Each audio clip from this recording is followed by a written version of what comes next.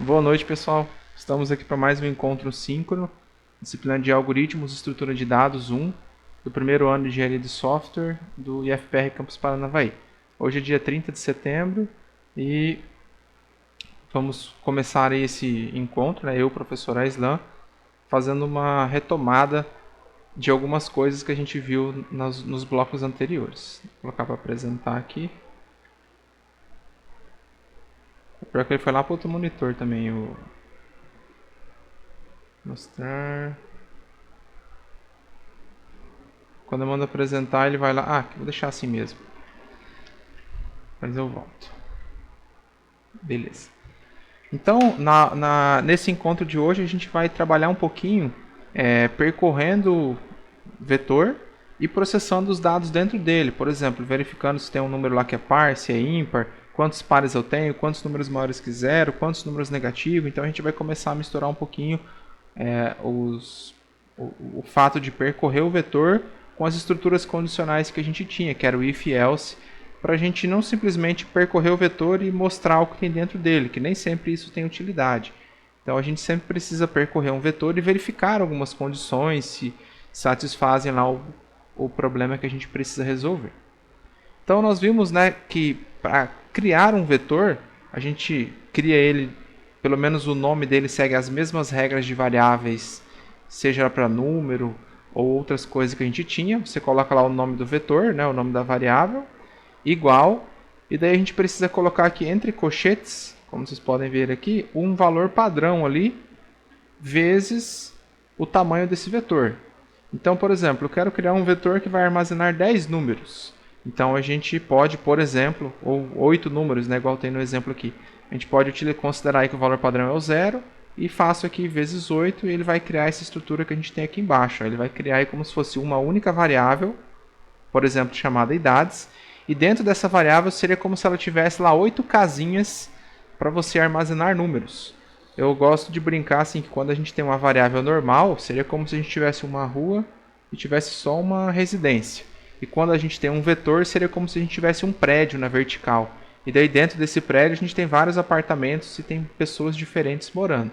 E numa casa a gente tem teoricamente ali uma pessoa morando. Então é a mesma coisa. O endereço da casa do prédio é o mesmo, só que daí se você cria uma estrutura que é um vetor, que é uma estrutura maior, como a gente pode ver aqui, a gente precisa especificar lá como se fosse o apartamento, que é o índice, ou seja, dentro lá de idades, qual é a posição que eu quero pegar um valor ou armazenar um valor lá dentro. Então é bem simples. Nome da variável igual o valor padrão. Se for um vetor numérico, pode ser, por exemplo, 0 vezes o tamanho dele. Eu quero criar um vetor que vai armazenar os salários. Então você pode criar aqui, por exemplo, 0.0 vezes 8 e ele vai armazenar um valor float dentro de cada uma das 8 casinhas lá que a gente tem, dos 8 apartamentos, Ou se você vai trabalhar com string, você pode colocar lá, abre e fecha aspas, e daí ele vai criar lá uma estrutura para você armazenar nomes, por exemplo, descrição ou qualquer outra coisa. Tudo bem até aqui? Alguma dúvida? Não? Tudo tranquilo a criação de vetores? Em Python é bem facinho, criar vetor. O nome, não pode esquecer dos colchetes, para o Python entender que aquilo ali é um vetor e multiplica pelo tamanho dele. Para percorrer esse vetor, a gente precisa preferencialmente utilizar uma estrutura de repetição. No encontro passado, vocês viram, acho que tem até aqui na apostila, que se vocês tivessem lá 8 posições dentro desse vetor e vocês não fossem utilizar um laço de repetição, teriam que ter lá 8 linhas de código para pegar lá o idades na posição 0, idades na posição 1, idades na posição 2. E imagina se esse vetor tivesse 100 posições. Vocês vão ter que ter 100 linhas de código para percorrer isso daí. Então, quando a gente começa a pensar numa escala maior, aí já não é viável fazer isso na mão. Então é interessante utilizar uma estrutura de repetição. Porque daí, se eu tenho um vetor de tamanho 8, ou se eu tenho 20, se eu tenho 100, se eu tenho 1000, 2000, eu vou usar as mesmas duas linhas aqui para percorrer esse vetor. Então não importa o tamanho dele.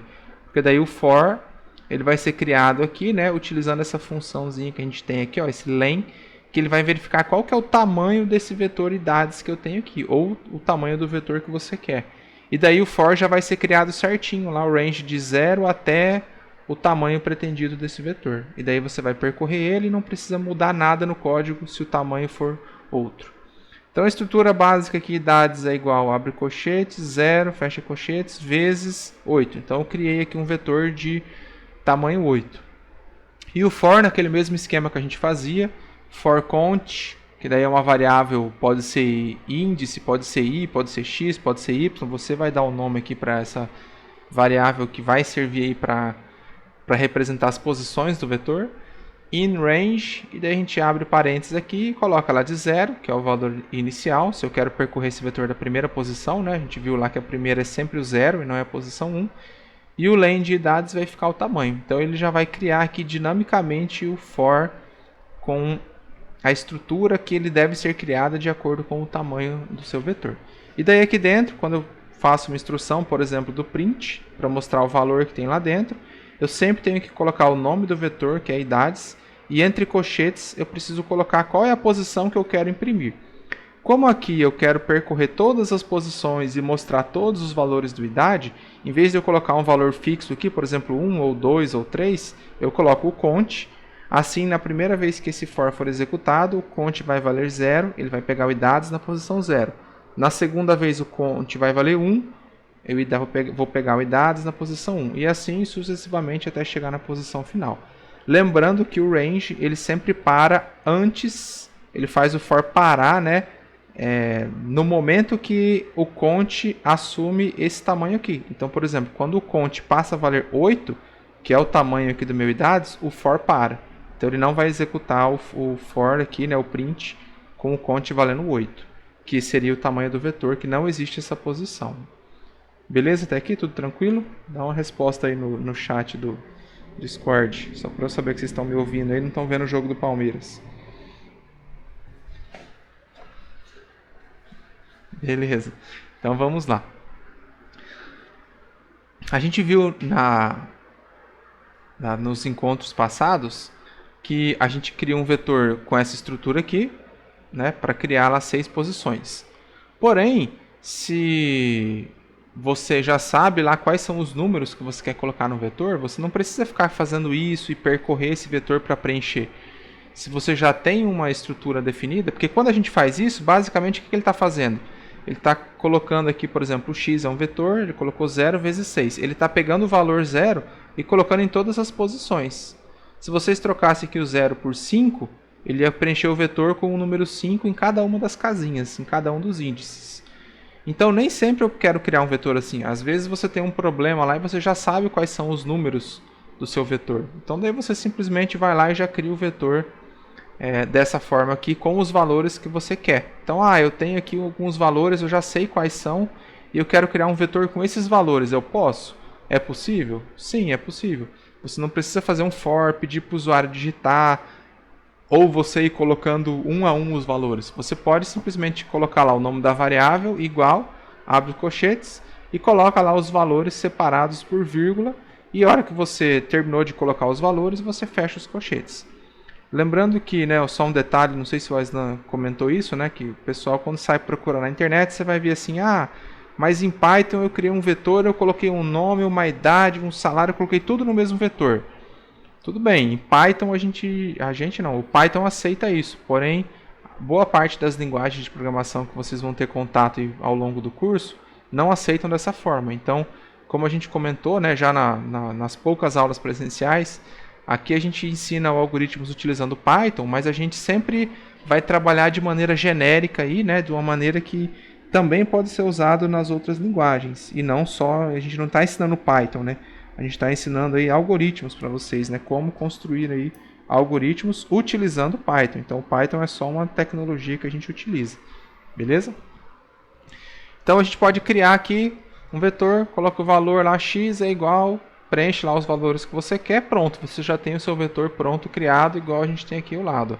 Cada uma das posições, o primeiro valor que eu coloquei foi o 10, então o 10 vai lá para a primeira posição, que é a posição 0. Depois o 8 vem para cá, o 1, o 2, o 4 e o 0. Então a ordem que você coloca aqui é importante, porque daí essa é a ordem que o vetor vai ser criado. Então aqui a gente tem um exemplo, deixa eu só tomar uma água aqui. a gente tem um exemplo de como criar um vetor já preenchido. Então tem alguns valores já pré-definidos aqui. E a gente tem lá, por exemplo, vocês que estão olhando esse exemplo, o que esse exercício aí está fazendo? O que esse exemplo está fazendo? Sem eu explicar para vocês. Se eu desse o problema para vocês, ó, o algoritmo é esse, cria um enunciado. O que esse programa aí está fazendo? Mostrando os ímpares. Ele está mostrando os números ímpares que tem no vetor? Seria isso mesmo? Olha lá, o Matheus disse, ó, contando. Então esse programinha aí, né, esse algoritmo em Python, ele está contando quantos números ímpares a gente tem dentro desse vetor. Podem ver que a gente cria o vetor aqui, ó. Então x é igual, abre colchetes, 15,10,7,5,2, fecha colchetes. E daí eu crio uma variável aqui chamada ímpares e faço que é igual a 0. É como se fosse aquele esquema da soma, lembra que a gente vai somar algumas coisas que você quer guardar a soma, você coloca lá, soma é igual a 0, é o mesmo esquema. Só que aqui, ó, na hora que eu estou aumentando, né, alterando o valor dessa variável ímpares, eu não estou somando, por exemplo, o x na posição cont, que era o que a gente fazia lá para somar todos os valores. Eu estou colocando lá ímpares mais 1. Então, basicamente, quando a gente encontra um número ímpar, ele conta mais 1. Então, ele está contando aí quantos números ímpares tem no vetor. Como que eu sei que ele está contando os números ímpares? Ó, eu faço um for count in range de 0 até o len de x. Então, essa instrução aqui, né, Islan? Vocês podem decorar aí que vai percorrer vetor, vocês vão usar ela. Então, pode... A gente não gosta de falar para decorar as coisas, né? Mas esse for para percorrer um vetor, vocês podem decorar, porque vocês viram que nos outros exemplos, a única coisa que mudava nessa linha é o nome da variável que vocês podem alterar aqui de count para outra coisa. E dentro aqui de len, vocês podem mudar o nome do vetor. Então, vai ser idades, notas, nomes, pessoas, isso daí. Então, a declaração é sempre essa. E daí, logo de cara, a gente já tem uma condição aqui, ó. If, se o meu x, ou seja, se o meu vetor na posição cont, o que esse porcentagem 2 faz mesmo? O mais, se fosse o mais, ele soma, o menos subtrai, o asterisco multiplica, a barra ela divide, e esse porcentagem, o que ele faz mesmo?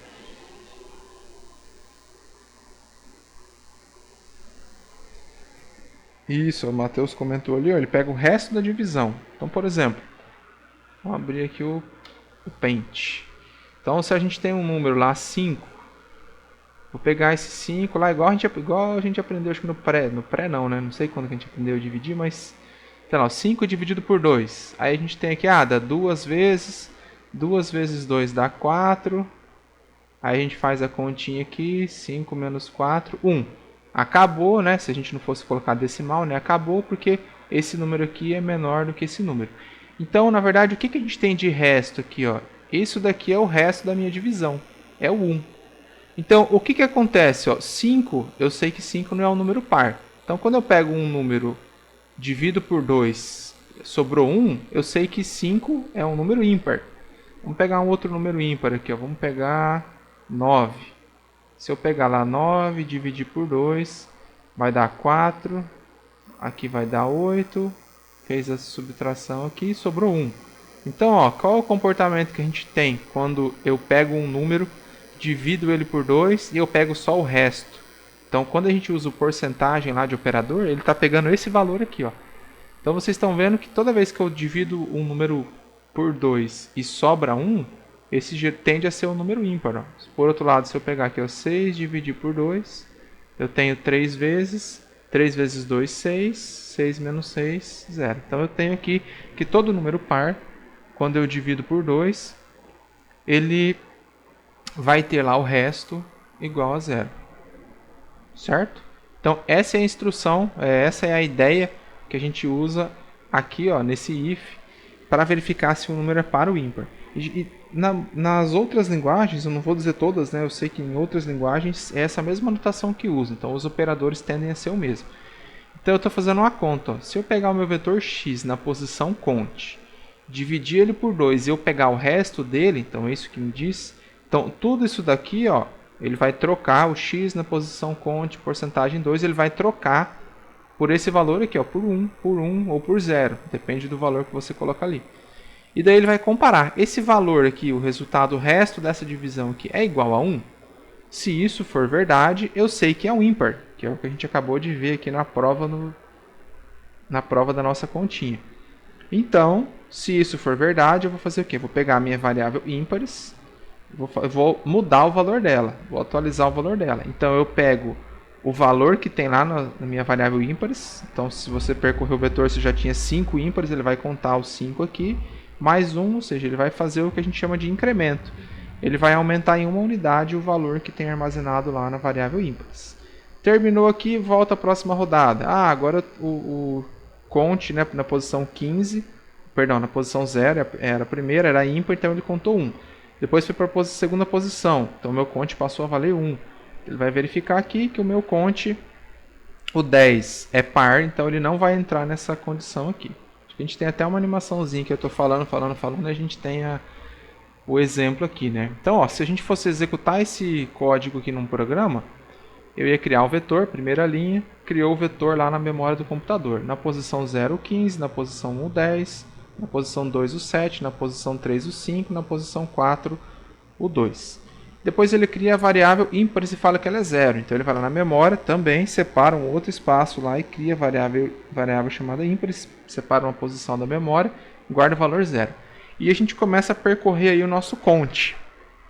Perdão, começa a percorrer o nosso vetor, né? Utilizando a variável cont aí para representar os índices, né, as posições do vetor.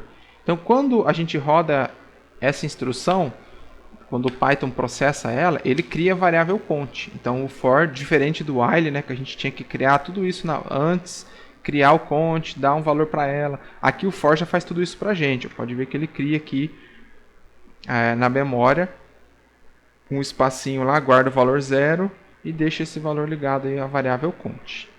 E daí ele vem para o if, ó, o x na posição cont. Quem é o x na posição cont? Como o meu cont vale 0, o x na posição 0 é o 15. Então ele faz aquela conta e verifica. Se eu pegar o 15 e dividir por 2, vai sobrar quantos? Quanto, né? E esse valor que sobra, ele é igual a 1?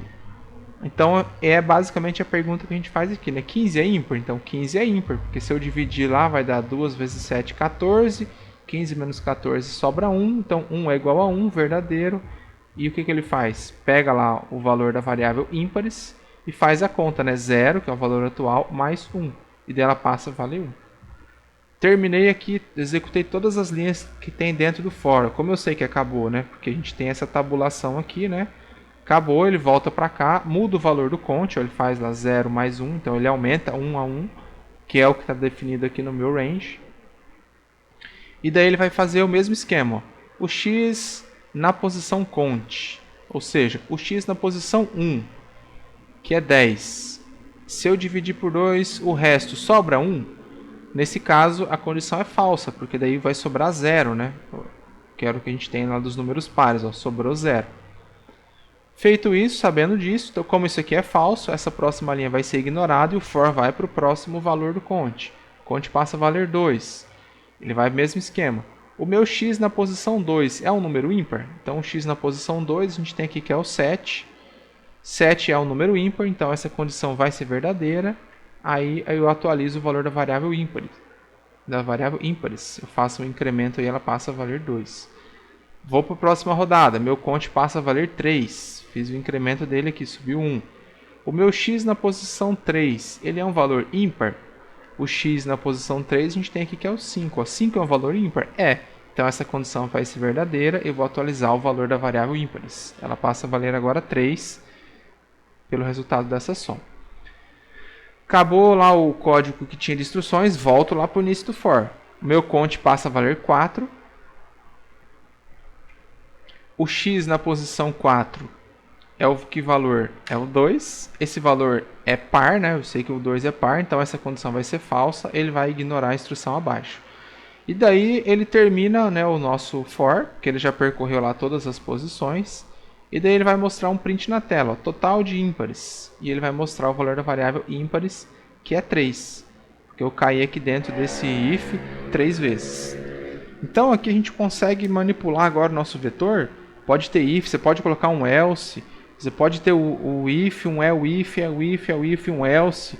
Você pode inclusive ter um outro laço de repetição aqui dentro. Às vezes você quer fazer alguma outra coisa, alguma outra operação, você pode ter um outro laço de repetição aqui dentro. E daí esse laço de repetição aqui dentro ele vai ser processado todas as vezes. Então a gente começa a juntar tudo aquilo que a gente vai ver, né? Eu sempre gosto de falar que algoritmos vai virando uma bola de neve. Então a cada aula que você aprende uma coisa, na aula seguinte você pode usar tudo aquilo que você viu misturado com aquilo que você viu de novo também. Total de ímpares 3, está aí o resultado. E é isso daí. Então a criação do vetor a gente viu, já tinha visto, né, como criar ele pedindo para o usuário digitar os valores. Aí a gente viu aqui que a gente pode criar um vetor já com os valores definidos. Você poderia alterar o valor, por exemplo, eu criei aqui, né, vamos voltar ao código aqui. Eu criei aqui esse vetor com esses valores, depois eu fiz o ímpares, aí antes de começar o for, eu tive que mudar algum valor. Você pode mudar, é só você colocar lá o x na posição 1 e muda o valor, ele vai atualizar o valor do vetor. Então você pode alterar os valores que estão aqui. Só que daí para você alterar um único valor, você precisa pegar lá a posição dele e fazer dessa forma aqui, né? Pegar o x, a posição que você quer alterar, igual, e o valor. Tudo bem? Lembrando que ao criar um vetor dessa forma, ele não fica fixo para sempre, né? Ele só criou um vetor com os valores iniciados. Ô João, seu microfone está aberto aí. Se quiser perguntar alguma coisa, pode perguntar. Beleza, João. Eu vou só resolver mais uns exercícios, mas pelo menos você conseguiu pegar aí a explicação e ver, tem os slides, depois a aula vai ficar gravada lá, a gente vai resolver um exercício e é isso daí. De novo, o novo em si hoje não tem, é mais praticar o que vocês viram nos últimos 2 encontros. Beleza? Tranquilo, João. Então, ó, vou pegar aqui, né? A gente fez tudo isso daí. Matheus, tem alguma pergunta? João, tranquilo? Nenhuma pergunta antes de sair?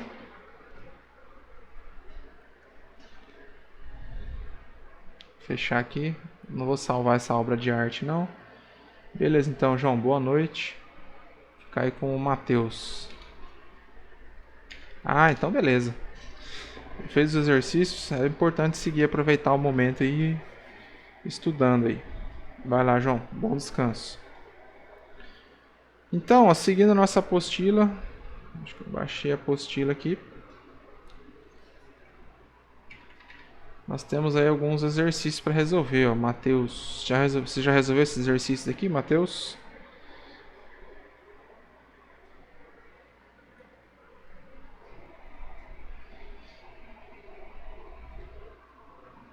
Baixar aqui. Vamos lá, esse aqui, ó, o 10. Implemente um algoritmo que contém um vetor com 10 números inteiros. O algoritmo, sempre que a gente tem um enunciado, é bom a gente analisar por partes. Ó. Implemente um algoritmo que contém um vetor com 10 números inteiros. Então aqui a gente já sabe que a gente vai ter que criar um vetor e que esse vetor vai armazenar 10 números. Então eu sei que o tamanho desse vetor vai ser 10. O algoritmo deve solicitar ao usuário pelo preenchimento desse vetor. Então, diferente do que a gente fez aqui nessa aula, por exemplo, que tem o preço aqui, que a gente já cria ele inteiro com os valores, a gente vai ter que pedir aí para o usuário digitar os valores desse vetor. Após o preenchimento, o algoritmo deve encontrar qual foi o maior número informado pelo usuário e apresentá-lo na tela. Então, Matheus, está tudo de um jeito para resolver. Eu vou esperar você resolver, vou te dar uns minutinhos, daí a gente vai discutir. Então faz essa primeira parte aqui primeiro. Ó. Cria um vetor com 10 números inteiros e faz o usuário preencher aí esse vetor com 10 números, digitando e armazenando esses valores. Se quiser falar, Matheus, por áudio pode usar aí.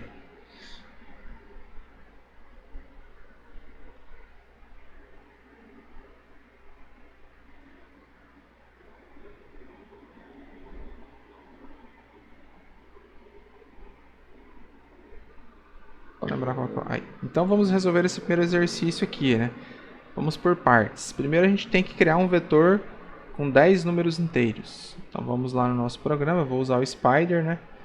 Vocês podem usar qualquer outro programa aí, né? Cada um tem uma... Eu vou chamar aqui meu vetor de num é igual, abre os colchetes, coloca um valor lá, vezes o tamanho que é 10. Primeira parte eu já fiz. A segunda, o algoritmo deve solicitar ao usuário pelo preenchimento desse vetor. Então, em vez de eu preencher os valores lá diretamente, igual a gente acabou de ver nos exemplos, a gente vai pedir para o usuário digitar os valores aqui dentro. Então, como o usuário vai ter que digitar os valores e armazenar aqui, eu vou precisar de um laço de repetição para percorrer esse vetor. E a gente vai usar aquela estrutura já, aquele for, pode ficar até decorado, né? For count in range. Vou dar um espacinho aqui só para ficar mais fácil de ver. Len de num. Dá para colocar um aqui, ó, 0, len de num. Pode usar essa estrutura ou você pode omitir esse 0 aqui. Que daí por padrão o range ele já vai entender que se você não colocou nada, você colocou um único valor ali, ele já vai criar automaticamente de 0 até aquele valor. Se você colocar isso daqui vai dar na mesma. Beleza? Então é opcional. Vou deixar assim que no nosso exemplo tá dessa forma. Então o for basicão lá para percorrer nosso vetor. E daí eu vou pegar aqui o meu num na posição count. Lembrando que sempre que a gente está trabalhando aqui dentro do laço de repetição e você está manipulando esse vetor, nem sempre, 100% dos casos, mas na maioria dos casos, você sempre vai usar lá o seu vetor na posição, nesse caso aqui, count, ou na posição da variável que você coloca lá no seu for para criar. E como são números inteiros, eu não posso colocar só o input, né? Por exemplo, digite um número. Porque se eu coloco só o input, por padrão, o valor que vem do input, ele é de que tipo? Por padrão lá, Matheus. Não sei se a gente comentou isso nas outras aulas. Acho que sim, né? Isso, o padrão que vem do input é string, é um str. Então, se você quer armazenar um nome, você não precisa converter para str de novo. Você não precisa fazer isso daqui, né? E lá no final, fechar os parênteses. Você simplesmente deixa o input. Agora, se você quer transformar isso daqui num número inteiro, então você tem que colocar lá int, abre parênteses, aí deixa o input dentro dele, vai lá no final, fecha os parênteses. Ah, é um vetor de números decimais, de números quebrados, então daí a gente usa o float. Então, basicamente são esses dois aí que a gente mais utiliza. Feito isso, posso rodar aqui o meu exemplo, que daí eu resolvo essa segunda parte aqui. Então o usuário vai digitar lá os valores, vai aparecer essa mensagem. Eu dei um espaço aqui só para o número, quando eu digitar, não ficar colado na mensagem, né, aqui no terminal, e vai percorrer esse vetor. Vamos só rodar aqui para a gente ver. Ó, rodei, que eu digite o número 5, 9, 52, 10, 4, 12, 21, 14, 19, 34. Ó, se eu visualizar aqui, ó, tem um explorador de variáveis, eu consigo ver aqui que eu tenho a variável count, ó, ela está com valor, o último valor que ela recebeu foi o valor 9, né, que o meu for aqui fez. E eu tenho o num, que é um vetor, ó, tá vendo que ele já mostra aqui para mim a estrutura que eu tenho, ó, na mesma ordem, ó, 5, 9, 52, 10, então a ordem que eu digitei aqui foi a ordem utilizada para criar esse vetor chamado num. E agora eu vou para outra parte do meu problema. Após o preenchimento, o algoritmo deve encontrar qual foi o maior valor informado pelo usuário e apresentá-lo na tela. Quando a gente tem esses problemas aqui de encontrar o maior valor, encontrar o menor valor, a gente não pode, por exemplo, né, essa é a nossa segunda parte, vamos chamar aqui a variável maior. Eu não posso falar que o maior, por exemplo, é o 0. Geralmente, vou criar lá que o maior é o 0. Porque eu tenho um vetor de números inteiros. Só que se o usuário digitar 10 números negativos, ele vai digitar lá menos 100, menos 200, menos 30, ele vai pegar lá o resultado da bolsa de valores do ano, que só tem números negativos. E aí, ao final do programa, se você disse aí que o seu maior é 0 e dependendo do seu processamento, vai falar que o maior é o 0 lá no final. Só que você não tem o 0. Então, quando a gente tem esses problemas, uma dica aqui é o seguinte: a ideia é que eu a ideia é criar uma variável chamada maior, que vai guardar o maior valor que tem no vetor. E daí lá no final eu vou colocar um print, vou dizer assim, ó, o maior valor encontrado é, e daí eu vou colocar a variável maior. Só que aqui eu ainda preciso fazer o quê? Percorrer esse vetor e verificar número a número lá para eu saber qual é o maior. Então uma dica é o seguinte, eu particularmente sempre gosto de pegar o meu num na posição 0. Eu pego um valor que tem dentro lá do vetor. Por que um valor? Ah, porque o 0 poderia ser na posição 5? Poderia. Só que eu sempre coloco o 0 por padrão, porque todo vetor tem a posição 0. Agora a posição 5, todo vetor tem a posição 5. Se você cria um vetor de duas posições, aí você já não tem o 5. Então para evitar aí vícios, né, na programação, que a gente acaba adquirindo, né, com o tempo, a gente vai desenvolvendo, eu falo que o maior é o valor que está aqui na posição 0, que nesse caso eu estou falando assim, ó, o maior é o 5. Só que como eu ainda não processei, eu não procurei o valor, não tem problema eu colocar ali. Mas eu coloco um valor que está dentro do vetor, porque como eu vou olhar depois o maior, qual é essa posição, vou comparar o maior com esse, o maior com esse, o maior com esse, eu tenho que comparar a minha variável maior com cada um dos valores que eu tenho lá. Se você coloca um valor, por exemplo, 0, ou um outro valor que não tem no vetor, você está deixando aí, de certa forma, uma brecha a erros no seu programa. Então, se você coloca um valor que já está no vetor, por exemplo, num na posição 0, não tem problema, eu vou comparar esse num com todo mundo, então o num na posição 0 é um valor que tem lá dentro. E a gente vai fazer aquele mesmo for lá em cima, ó, cont, para percorrer esse vetor, em range de 0 até o len de num.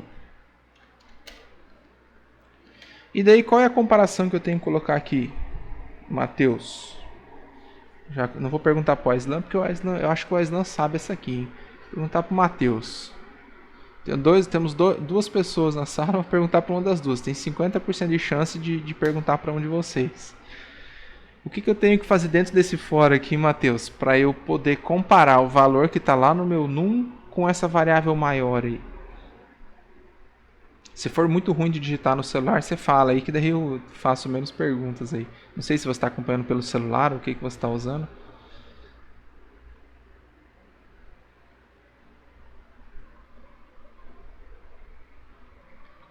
É isso aí mesmo, Matheus. A gente tem que fazer um if. Eu vou copiar aqui, ó. Não vou copiar e colar porque daí está maiúsculo, a gente tem que arrumar. Mas eu tenho que fazer um if. Aí abre e fecha parênteses, 2 pontos. No Python, esses parênteses aqui são opcionais, mas em outras linguagens é obrigatório colocar. Então, por padrão, eu vou colocar aqui. É igual quando a gente faz uma continha lá, né? Pega uma continha lá, por exemplo, 1 mais 5 mais 3. Então, se você colocar os parênteses aqui, né? 1 mais 5 mais 3, os parênteses eles só vão dar prioridade aí, né? Então, nesse caso do if aqui no Python, seria como se a gente estivesse dando prioridade. Ó, primeiro faz isso, depois faz outra coisa. Então, só colocar ali para, igual o Aislan escreveu, né? Só para comentar, né? Eu imagino, acho que você tá no celular aí, é ruim de escrever, né? Mas já fica gravado aí na aula, caso alguém tenha essa dúvida. E sempre é bom ir comentando. Você costuma, Matheus, de colocar ou não? Por isso que a gente tenta sempre passar já de um jeito. Porque na verdade a programação a gente vai viciando em programar daquele jeito. A nossa cabeça vai se acostumando. Então a gente já tenta passar um jeito genérico, um jeito que funciona também nas outras linguagens. Porque vocês vão ter contato aí com Java, acho que com C e com outras linguagens de programação. Daí para não ter que depois lá na frente acaba sofrendo um pouco mais. Né? Mas voltando aqui, a condição é essa mesmo que você colocou. Eu tenho que pegar o meu vetor na posição cont, então o meu num na posição cont. Se o meu num na posição cont for maior, eu vou mudar a variável maior aqui, vou chamar de m só, senão vai, na hora de falar vai ficar, se o maior for maior que o maior, vai ficar estranho aqui. Vamos arrumar aqui, ó, m. Se o meu num na posição cont for maior do que o valor que está lá na variável m, certo? Se isso aqui for verdadeiro, quer dizer o quê? Quer dizer, então, que esse valor que está aqui é maior do que aquele que você já armazenou lá. E o que eu tenho que fazer com ele agora? Então, eu atualizo o valor da minha variável m. Então eu falo que agora o maior valor, né, que é o m, é o num na posição count. Então isso aqui só vai ser executado, né, se o valor lá que você está percorrendo o seu vetor for maior do que o valor que você tem lá na variável m. Por isso que a gente coloca aqui o num na posição 0, porque você vai comparar todos os valores da posição count com o que começou aqui. Então não tem problema ser um valor que já está ali, porque ele vai ser comparado. Agora, se você coloca um valor que não está aqui, por exemplo, 0, a gente acaba deixando brechas, igual eu comentei. Vai que o usuário digita tudo negativo. Ao final do programa vai falar que o maior é o 0, e o 0 nem está lá no vetor. Então eu fiz isso, ó, num na posição count for maior do que m, executo, deixa eu ver se dá para executar só essas instruções aqui. Deixa eu só ver aqui. Ó, aqui no meu caso ele executa, eu uso essa opção aqui, ó. Aí ele executa só essa linha, não preciso de executar tudo isso aqui de novo. Então ele criou a variável m, ó. E falou que o valor dela é 5, ó. Por quê? Porque o num na posição 0 é o 5. Então ele pegou o 5 e colocou lá. E depois eu faço esse laço de repetição aqui, ó. Vou executar ele. Ó, processou esse código. E ó, ao final de processar esse código, repare que o valor de m mudou. O valor de m agora é 52, ó. E antes era 5. Por que 52? Porque é o maior valor que eu tenho aqui no vetor, ó. Tá vendo? Ó? Todos os valores preenchidos. E daí, no fim, eu venho lá e executo. Deixa eu voltar aqui, essa última parte, ó, e ele colocou, o maior valor encontrado é 52. Eu poderia marcar tudo, né, deixar tudo e executar tudo de uma vez só que aí sempre eu tenho que ficar digitando todos os valores. Por exemplo, 9, 19, 81, 85, 150, 32, 0, menos 5, menos 90, menos 8... Ó, o maior valor encontrado é 150. Repare então que ele criou o vetor, ó, 9, 19, ele tem valores negativos armazenados aí nesse vetor. Então ele percorreu todo mundo e encontrou lá o maior valor, que é o 150. Beleza aqui, Matheus? Alguma dúvida? Tudo tranquilo? Moleza? Tranquilo? Então é isso daí, ó. Deixa eu ver os outros exercícios aqui. Então eu vou deixar os outros exercícios aí para você e para quem estiver vendo o vídeo, os outros alunos, né? Verificarem e trabalhar um pouquinho mais, praticar um pouco esses exercícios.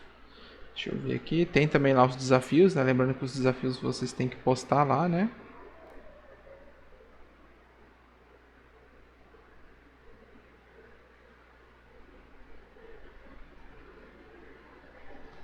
Tem um pouquinho mais elaborado. Beleza? Só um outro exemplo, ó. Vamos supor aqui, deixa eu pegar, vou salvar esse código aqui. Vou colocar um outro exemplo aqui, só para curiosidade. Eu vou mostrar um exemplo que tem 2 for, né? Não sei se seria interessante agora ou não, Islam.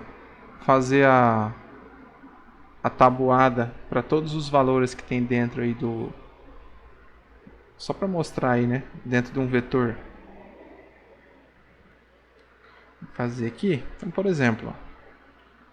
Fazer tabuada 10 para todos os valores vetor.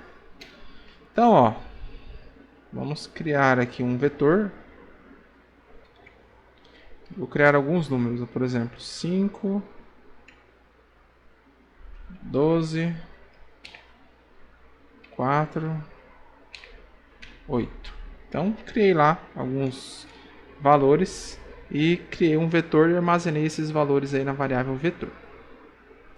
E devo fazer um for para percorrer in range 0 len de vetor. Vou percorrer esse vetor. Aí aqui, ó, eu poderia colocar, por exemplo, um print, ó, só para a gente ver lá o que está saindo. Valor vetor na posição count. Se eu executo esse código aqui, ó, pode ver que ele fez lá o valor 5, 12, 4, 8, que são os valores que eu criei. Ele criou a variável vetor na memória, ó, armazenou esses 4 valores. Beleza? Deixa eu só jogar a tela mais para cima aqui. Então, beleza, não quero fazer isso agora. Aqui, só para a gente ver o que é possível, a gente poderia... A ideia é o seguinte, eu quero fazer a tabuada do 1 ao 10 para o 5, a tabuada do 1 ao 10 para o 12, a tabuada do 1 ao 10 para o 4, a tabuada do 1 ao 10 para o 8. Então eu vou comentar esse código aqui, esse for, e vamos fazer só, sem pensar em vetor, vamos fazer um for aí que faz a tabuada. Então, por exemplo, for n in range de 0 a 11, como é do 1 ao 10, então aqui não vai ser 0, vai ser 1 até 11. Aí o que eu faço? Eu fiz um for e vou fazer vou fazer tudo no print aqui já, né? Ó. Por exemplo, n, vou colocar aqui, ó, vezes, só para sair bonitinho na tela, n vezes, vamos pegar lá o vetor na posição 0, que daí é o 5, né? Vetor na posição 0, vamos colocar um valor, na verdade, que é 5, direto, não vamos misturar as coisas não. Então vai ficar lá, n vezes 5 é igual a n vezes 5. Então, se eu rodar esse código aqui, ó, o que eu tenho na tela? Eu fiz um for, e aqui em vez de count eu chamei de n. Então, o n vai receber valores que vão variar lá de 1 até o 10. E daí aqui dentro de um print eu coloquei lá o n, que vai ser, por exemplo, 1, o sinalzinho de vezes, o 5, o sinalzinho de igual e o n vezes 5. Então eu tenho isso daqui, ó, 1 vezes 5, 2 vezes 5, 3 vezes 5, 4 vezes 5, 5 vezes 5 e o resultado de toda tabuada. Então a minha ideia o que é? Eu quero fazer isso daqui para todos os valores que tem dentro lá do meu vetor. Então isso daqui é um código que faz a tabuada. Reparem que é um for. Só que eu quero fazer isso daqui para cada valor que eu tenho no vetor. Então esse é um problema que a gente vai precisar utilizar um for dentro do outro. Ó. Então eu tenho que dar mais um... Opa, dei um F11 aqui. Eu tenho que dar mais uma tabulação aqui. Porque daí o que acontece? Eu tenho esse for aqui que vai percorrer o vetor. E eu tenho esse outro for aqui que vai criar a tabuada para mim. Então, esse for vai criar a tabuada aqui, tudo isso daqui por primeiro valor. Depois que ele termina, ele vem para cá, o count vai para a segunda posição do vetor, né, que é o índice 1, que ele começa em 0. Ele vai rodar tudo isso aqui de novo. Depois, na hora que ele termina, o count vem para cá, ele vai rodar tudo isso aqui de novo. Depois, na hora que termina o count, vem para cá, ele vai rodar tudo isso aqui de novo. Se eu deixar desse jeito, ó, vou fazer um negócio aqui, ó. Colocar um print, quando ele termina a tabuada, eu vou colocar um monte de tracinho aqui, ó, só para separar na tela.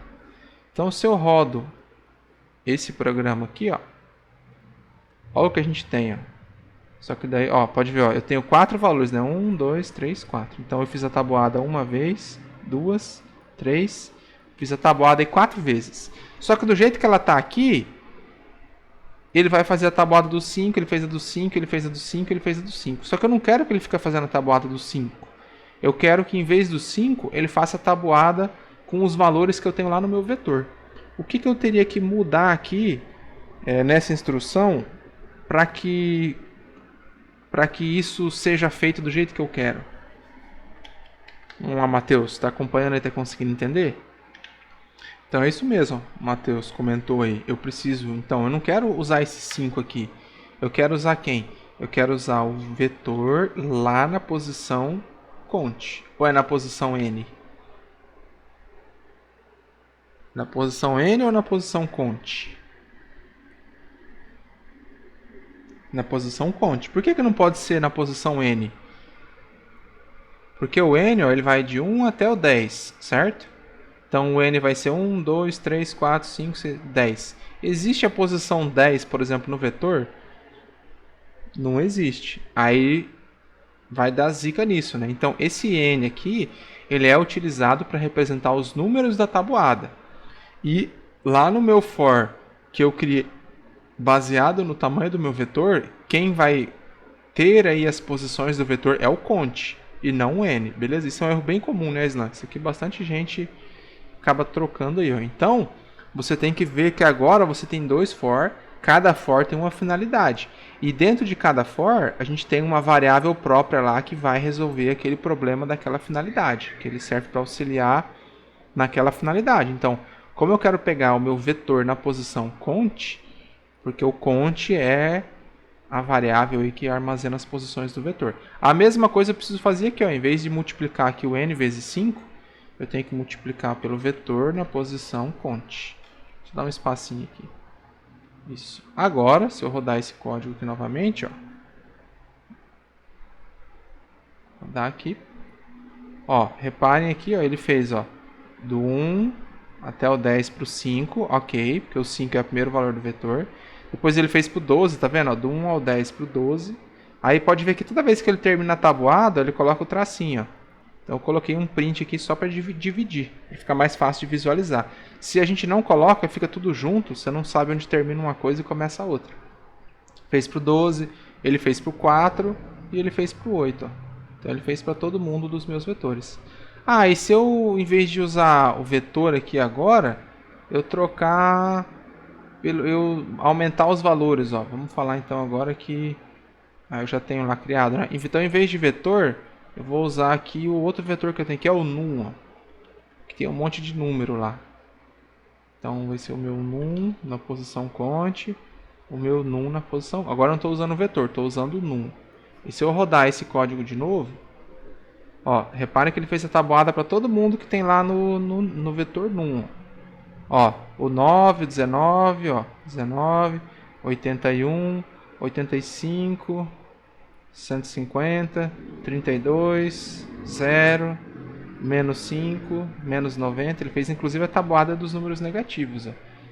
Beleza? Então esse é um problema que a gente tem aí dois for para resolver. E é um problema que, como a Islan comentou, a gente tem que tomar muito cuidado, né? Qual que é a variável certa que você usou no for. Então, cada for ele tem uma finalidade. E é comum acontecer do pessoal aí misturar essas variáveis aí com vetor, com tudo, e fica tudo bagunçado. Então, eu vou voltar aqui o exemplo. Vou deixar aqui com o vetor mesmo, que era o que eu tinha feito, né? Que é mais curtinho. E é isso daí. Bom, acho que é isso aí, né, Isla? Estamos chegando aí às 8h30. Alguma dúvida aí, Matheus? Conseguiu captar bem a ideia de percorrer os vetores, de conseguir manipular o que tem lá dentro? Poder... Ah, e se eu quero... Eu usei um exemplo aqui com 2, né? Com 2 for. Mas a gente pode ter condição, você pode pedir aqui para o usuário digitar um valor, você pode fazer basicamente aí qualquer coisa aí para resolver o problema que a gente tem a resolver. Tá cortando ainda ou voltou? Tá me ouvindo bem aí, Matheus?